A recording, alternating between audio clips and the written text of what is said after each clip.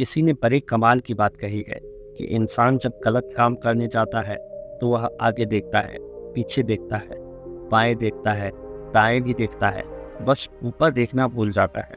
नमस्कार दोस्तों, एक बार एक गांव में एक बूढ़ा भिक्षु रहता था। वह अपनी बुद्धि और विनम्रता के लिए जाना जाता था।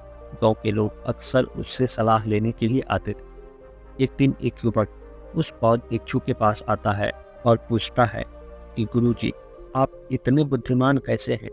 क्या आप मुझे अपना रहस्य बता सकते हैं? वह बौद्ध भिक्षु ने मुस्कुराकर कहा, बेटा, बुद्धिमानी कोई रहस्य नहीं है। यह केवल कुछ आदतों को अपनाने से आ जाती है। और वे आदतें क्या है? युवक ने उत्सुकता से पूछा। बौद्ध भिक्षु ने कहा, बेटा, इसके 7 रहस्य हैं जो मैं आपको आज बताने जा रहा हूँ। इसको गुप्त रखना। इसका पहला नियम है अपनी आय। बेटा, अपनी आय के बारे में किसी को मत बताओ, इससे ईर्ष्या और लालच पैदा हो सकता है। दूसरा, अपनी योजनाएं। अपनी योजनाओं के बारे में किसी को मत बताओ, इससे असफलता का खतरा बढ़ सकता है। तीसरा है अपनी कमजोरियां। अपनी कमजोरियों के बारे में किसी को मत बताओ, इससे लोग तुम्हारा फायदा उठा सकते हैं। चौथा, अपनी गलतियां।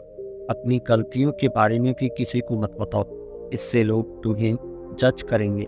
पांचवा, अपनी भावनाएं। अपनी भावनाओं के बारे में किसी को मत बताओ, इससे लोग तुम्हें नियंत्रित कर सकते हैं। छठा, अपना निजी जीवन। अपने निजी जीवन के बारे में किसी को मत बताओ, इससे अफवाहें और गपशप फैल सकती है। सातवां, अपना आध्यात्मिक अनुभव।